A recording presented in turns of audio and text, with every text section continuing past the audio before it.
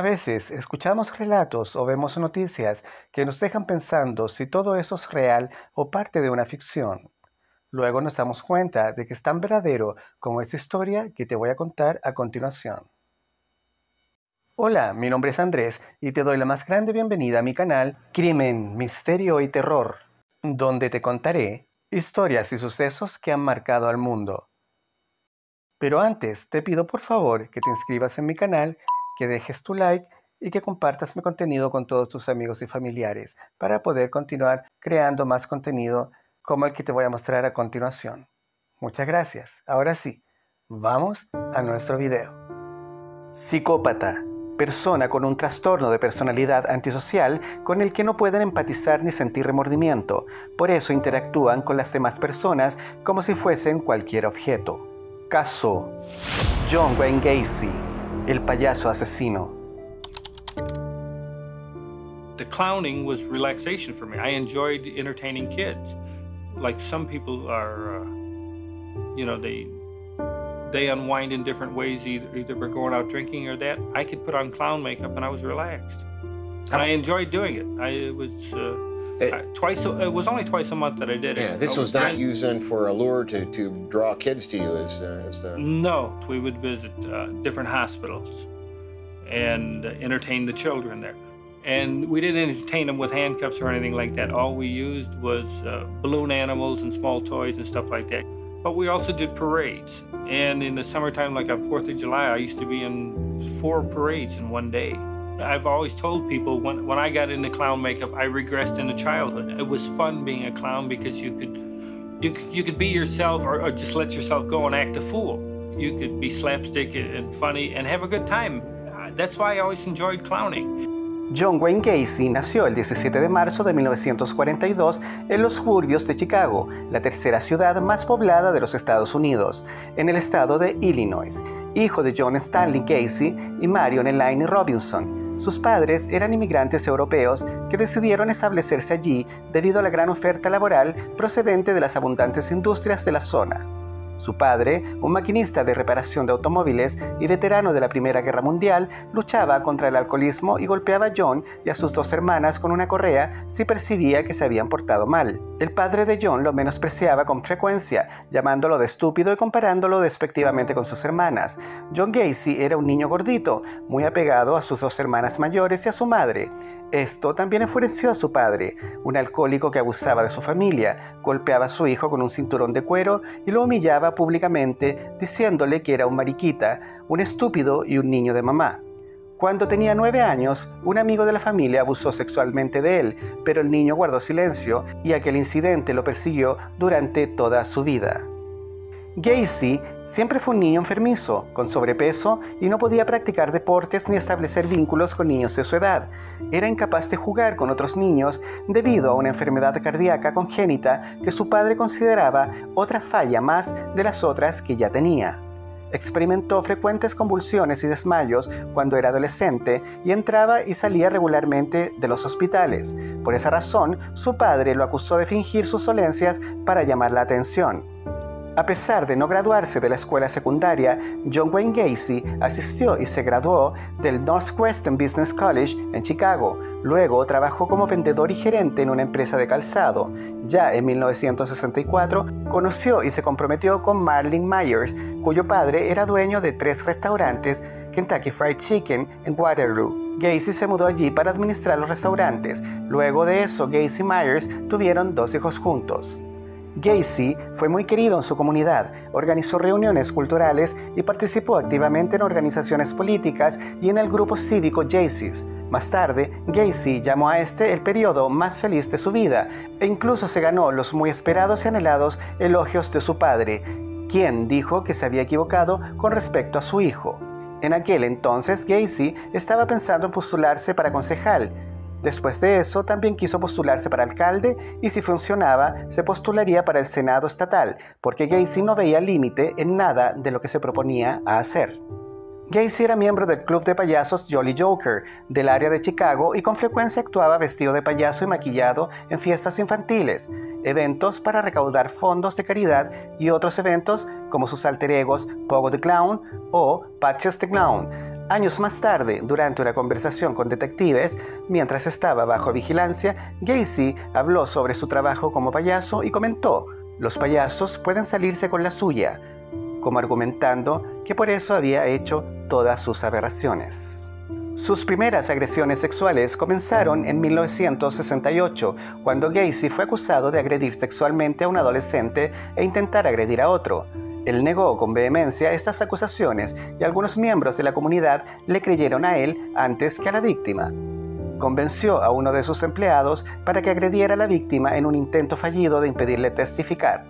Gacy fue declarado culpable y recibió una sentencia de prisión de 10 años, tras lo cual su esposa se divorció de él y recibió la custodia total de sus hijos. Gacy fue un prisionero modelo. Fue puesto en libertad condicional en el verano de 1977 después de cumplir 18 meses de su condena. Sin embargo, Gacy fue arrestado nuevamente al año siguiente después de que otro adolescente afirmara que lo atrajo a su auto y lo llevó a su casa, donde Gacy intentó obligarlo a tener intimidad con él, pero los cargos fueron retirados cuando el niño no compareció al juicio. Con la ayuda financiera de su madre, Gacy compró una casa en West Somerdale Avenue, número 8213, en Norwood Park, Illinois, donde tendrían lugar todos sus futuros asesinatos. En 1971, Gacy inició un negocio de construcción llamado PDM Contractors, que creció rápidamente y alcanzó el éxito financiero. También ese año, Gacy se casó con Carol Hoff, ya su segunda esposa, con quien salió brevemente en la escuela secundaria. Los dos se casaron en 1972.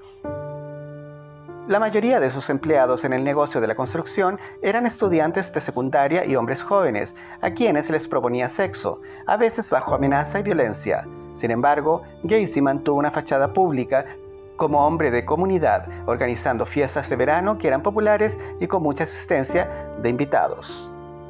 Gacy cometió su primer asesinato conocido en enero de 1972, después de atraer a Timothy McCoy, de 16 años, a su casa para tener relaciones sexuales. A la mañana siguiente, Gacy vio a McCoy parado en la puerta del dormitorio con un cuchillo y se apresuró a atacarlo. Le quitó el cuchillo y apuñaló a McCoy hasta matarlo. Después de eso, Gacy se dio cuenta tardíamente de que McCoy no lo estaba amenazando ni atacando, sino que estaba sosteniendo el cuchillo porque acababa de prepararles el desayuno. Sin embargo, Gacy descubrió que sintió una gran gratificación sexual al matar a McCoy y posteriormente dijo que fue en ese momento cuando se dio cuenta de que eso para él era su máxima emoción.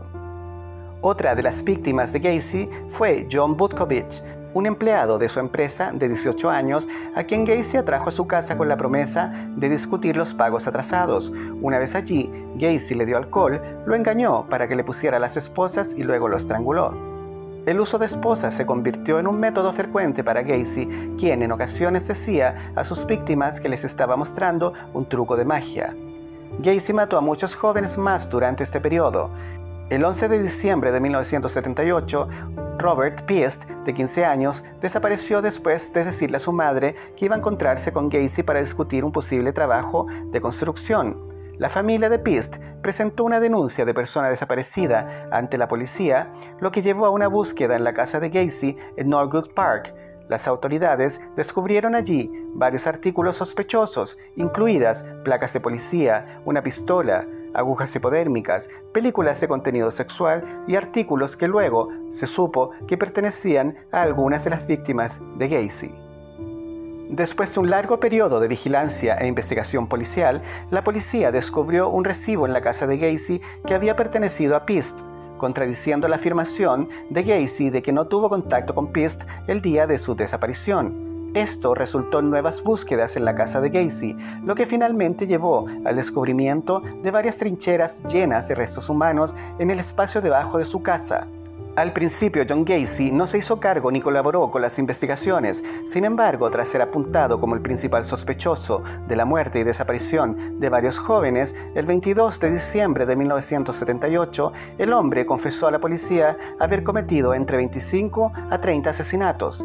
Las víctimas fueron secuestradas, abusadas y asesinadas. Ese día regresó con la policía a su casa y mostró en su garage donde estaban enterrados varios cadáveres. En ese lugar se recuperaron 27 cadáveres que fueron enterrados bajo las tablas del suelo, en el suelo de hormigón y en otros lugares. Más tarde, se encontraron otros cuerpos en la casa de Gacy o en sus alrededores. En 1979, meses después del arresto de Gacy, su casa de West Summerdale Avenue en Norwood Park, Illinois, fue desmantelada en un esfuerzo para encontrar más pruebas. Al año siguiente, la casa y todas las estructuras de la propiedad fueron demolidas y finalmente se construyó una nueva casa en la propiedad.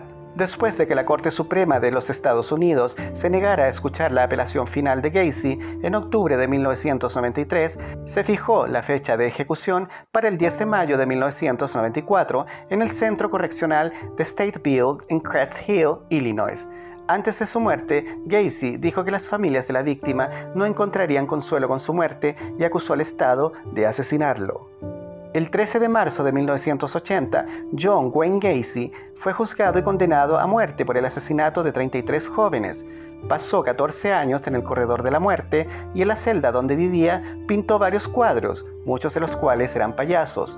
Varios cuadros realizados por él fueron exhibidos o vendidos en subastas por hasta $200,000. El asesino acabó convirtiéndose en una especie de celebridad. El 10 de mayo de 1994, Pogo el payaso recibió la inyección letal. Algunas de las víctimas de John Wayne Gacy fueron identificadas después de su muerte, y una de ellas fue descubierta recientemente, 45 años después del crimen. ¿Qué opinas de esta impactante historia? ¿Realmente puede un ser humano llegar a tal extremo de perversión y maldad? Me gustaría mucho saber tu opinión. Recuerda que todas estas historias son lecciones de vida, por lo que nos ayudan a pensar antes de cometer cualquier error. Y bueno, hemos llegado al final de nuestro video. Pero, ¿qué es lo que tú realmente piensas de este caso? Ustedes son los mejores críticos. Espero tu comentario y opinión. Comenta, ¿qué piensas de este caso? Tu comentario es muy importante para mí. Esperamos les haya sido interesante nuestro video y no olviden por favor de inscribirse en nuestro canal, dejar su like que es tan importante para nosotros, compartir nuestro contenido con todos sus amigos y familiares y activar la campanita de las notificaciones. Muchas gracias por tu atención y confianza. Canal Crimen, Misterio y Terror, historias y sucesos que han marcado al mundo. Hasta un próximo encuentro amigos. Chao.